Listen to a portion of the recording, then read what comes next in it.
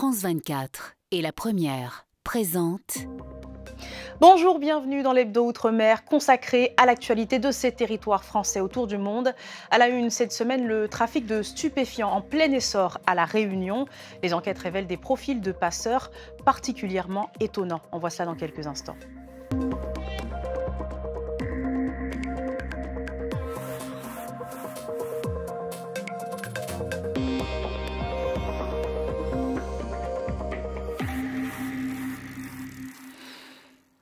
Mais d'abord, Gérald Darmanin achève ce week-end une visite cruciale de 4 jours en Nouvelle-Calédonie. L'enjeu majeur pour le ministre des Outre-mer est d'avancer sur le dossier du futur institutionnel de l'archipel.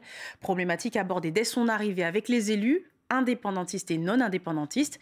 Mais il faudra trouver un consensus. Thierry Lersin. Les indépendantistes ont rencontré un ministre des Outre-mer ouvert au dialogue. Les discussions qui patinent depuis le dernier référendum doivent aboutir sur du concret selon Gérald Darmanin. Les propositions apportées par l'État ont été reçues avec prudence. Exercice du droit à l'autodétermination, transfert de nouvelles compétences régaliennes.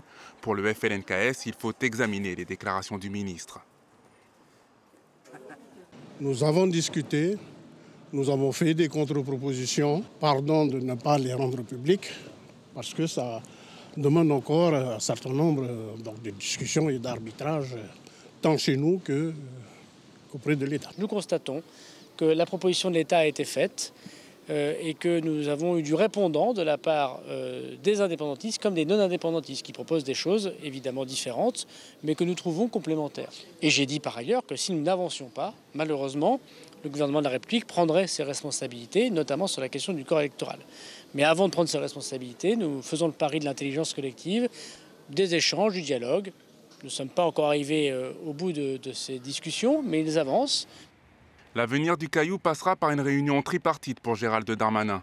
Les anti-indépendantistes accueillent cette décision mais restent sceptiques sur certains aspects des propositions. Il y a des choses sur lesquelles on est en profond désaccord. La poursuite de l'émancipation, le transfert des compétences régaliennes, le dégel du corps électoral à 7 ans qui est pour nous trop élevé. Une nouvelle rencontre était prévue ce week-end avec les indépendantistes. Des échanges capitaux autour de la question kanak et la citoyenneté calédonienne figuraient à l'agenda. Dans l'actualité également, le premier sommet des nations insulaires du Pacifique à Séoul. 18 pays de la région se sont réunis en Corée du Sud pour aborder des questions de coopération dans la région. Les 2 territoires français de la zone, la Nouvelle-Calédonie et la Polynésie, étaient conviés à ces 2 journées pour parler climat, pêche, sécurité ou encore coopération économique. Des nuits de tension à Saint-Laurent-du-Maroni en Guyane après la mort d'un homme dans une altercation avec les forces de l'ordre. Un gendarme avait fait usage de son arme en réponse à l'agressivité de l'interpellé. Une enquête a été ouverte. Le point, Laurence Thiatin. Le préfet de Guyane, Thierry Kefelec, vient constater les dégâts des locaux de la Croix-Rouge incendiés. Comment on peut se prendre un centre de la Croix-Rouge française avec des vraies raisons, plusieurs vagues d'assaut sur plusieurs jours différents, donc une vraie volonté. Il lance des cocktails Molotov alors que nous avons un garde statique qui se cache parce qu'il peut avoir peur et à juste titre, avec des maisons à côté dans lesquelles il y a des enfants. L'immeuble de la Croix-Rouge a été pris pour cible et incendié dans la nuit, marquant une escalade dans les tensions et les violences qui ont sévi dans ce quartier populaire de Saint-Laurent-du-Maroni, après qu'un homme a été abattu par les gendarmes 2 jours plus tôt. L'homme les aurait menacés. Nous avons eu affaire à un individu qui était en train de détruire un véhicule ou de s'en prendre un véhicule avec un instrument contondant. La personne n'a pu être maîtrisée avec le taser et s'est jetée sur un gendarme avec son instrument contondant à la main. Et le gendarme a fait usage de son arme et la personne est décédée. Le calme est revenu à Saint-Laurent-du-Maroni. Une enquête a été ouverte sur les circonstances du décès. Et toujours en Guyane, il était devenu habituel de les voir installés là dans des abris de fortune. Près de 180 demandeurs d'asile ont été expulsés de la place des Amandiers à Cayenne. La priorité étant donnée aux familles, aux femmes seules et aux couples. Ces derniers se sont vus attribuer des logements provisoires. Les migrants célibataires, eux, ont dû se débrouiller par leurs propres moyens. À La Réunion, l'importation de drogue dure prend de l'ampleur. Les douaniers en retrouvent de plus en plus fréquemment dans les bagages de voyageurs, au profil parfois impensable. Récemment, une élue venue de l'Hexagone a ainsi été interpellée à l'aéroport Roland-Garros, mais ce n'est pas un cas isolé. C'est le dossier de cet hebdo. Il est signé Gaël Mallet et Willy Thévenin. C'est dans ce centre pénitentiaire de Domingo qu'une conseillère municipale de la banlieue parisienne est incarcérée. Une élue de la République soupçonnée de trafic de drogue.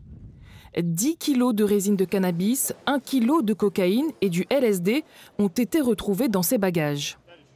Lors de son interrogatoire, la jeune femme nie toute implication dans un quelconque trafic. Mais les enquêteurs ne sont pas dupes. Ils s'interrogent sur l'existence de plusieurs réseaux d'importation au vu du nombre de personnes interpellées ces derniers mois à l'aéroport Roland-Garros. Le profil des personnes qui importent les stupéfiants maintenant est assez varié. Dans l'actualité, on voit des personnes qui ont des fonctions insérées dans la société. On ne parle plus forcément de banditisme, de grand banditisme, mais bien des vecteurs plus difficiles peut-être à cerner, à identifier à l'arrivée ou dans leur parcours. Les services douaniers sont sur le qui-vive, tout comme les gendarmes qui ont arrêté récemment 3 hommes, dont des footballeurs connus à l'île Maurice, pris la main dans le sac après le naufrage de leur bateau au port de Lens-des-Cascades. À bord de l'embarcation, 1 tonne d'héroïne est retrouvée. Les policiers sont eux aussi mis à contribution dans cette lutte contre des réseaux très organisés. On peut estimer que le produit se vend 3 fois plus cher à La Réunion qu'en métropole. Donc c'est assez intéressant pour les trafiquants de venir vendre leurs produits ici sur l'île. La brigade a été doublée en effectif. Donc il y a eu des augmentations d'interpellations, des mules, comme on dit, les personnes transportant la matière sur le département. Et donc il y a eu beaucoup plus d'interpellations et beaucoup plus de saisies de produits aussi. Les infractions à la législation sur les stupéfiants préoccupent les autorités. Elles sont devenues l'une des priorités des parquets de Saint-Denis et de Saint-Pierre. Il y a urgence à agir. Vous allez découvrir à présent des surfeurs exceptionnels. Ils sont non-voyants et profitent des joies de la glisse, grâce évidemment à leur moniteur. Ils étaient 3 à bénéficier de cette sortie en mer sur les planches. Une expérience intense pour les sens que nous font vivre Mélanie Gamblin et Aliho Etefafana. C'est de quelle couleur? C'est vert. Ah, c'est couleur de l'espoir. Les sensations sont nouvelles. Reinui découvre sa planche de surf, non pas avec les yeux, mais avec le toucher, avant de se mettre à l'eau et de vivre son tout premier contact avec les vagues. d'abord j'ai eu peur et ensuite ça s'est bien passé parce que au moins Ken et Alix m'expliquent bien les choses. 2 moniteurs sont présents pour permettre à ces élèves un peu particuliers de vivre les sensations de la glisse et s'amuser en toute sécurité. Il faut être très précis, mais ils se débrouillent super bien. Hein. À partir du moment où ils sont à l'écoute, tout se passe bien, c'est top. Hein. Les consignes sont données, on s'étire, on met son leash et c'est parti. Défi relevé pour John et Reinui. Ils arrivent à rester debout pendant quelques secondes. Ah, top. C'est pas trop difficile? C'est un peu, mais c'est bon. Souvent, on croit qu'on ne peut pas faire des choses juste parce qu'on est non-voyant, alors que c'est faux, il suffit qu'on nous explique bien les choses. Heureusement, ils peuvent compter sur leur 6e sens, mais aussi sur le regard bienveillant de l'association Matahotu, qui permet aux déficients visuels de participer à ces journées sport. On fait beaucoup d'activités et là le surf c'est la 3e fois qu'on fait et comme ils adorent et qu'il y en a qui se débrouillent plutôt pas mal dans le lot, donc voilà, là il y en a c'est leur premier jour, mais d'autres, c'est pas la première fois. Ils étaient 3 non-voyants à participer à cette session. Objectif pour Alix et son association, multiplier ce type d'initiative et pourquoi pas plus tard, aller jusqu'aux compétitions handisport. Allez, pour finir, nous nous rendons en Martinique où une exploitation se consacre au toloman grâce à la force de son vieux moulin. Et c'est tout un récit historique et gustatif que le propriétaire transmet avec passion à ses visiteurs. Caroline Antich-Martin et Stéphane Petitfrère. Qu'est-ce que le toloman? Le toloman, c'est un tubercule qui a des vertus thérapeutiques. Est-ce que la cour dort? Non, la cour ne dort pas et se délecte de cette journée découverte consacrée au toloman. Malgré ses nombreuses vertus, ce tubercule reste méconnu. Richard répare cette injustice en montrant combien il est facile à cultiver et récolter. Toloman pour nous manger, pas coûter, c'est messieurs. On va devoir couper les tiges et nous avons notre pomme de terre nationale. Retour au moulin pour la préparation. Première étape, le nettoyage et le râpage. Ces deux opérations s'effectuent grâce au moteur d'un vieux tracteur. Il entraîne ce tambour rotatif pour rincer les tubercules et cette râpe. Il y a une vraie démarche, non seulement l'autosuffisance alimentaire, mais aussi la transmission du savoir de nos aînés. Et maintenant, je me fais un devoir de montrer à nos jeunes à transformer ces farines-là au cas où les choses prennent une autre tournure. En temps de guerre, ces produits-là, on en aura besoin. C'est pourquoi, en 2008, après une carrière dans l'armée, Richard a acheté ce moulin hydroélectrique à l'abandon. Enfant, ce système ingénieux mis au point en 1933 par un certain Henri-Marie Calixte l'émerveillait.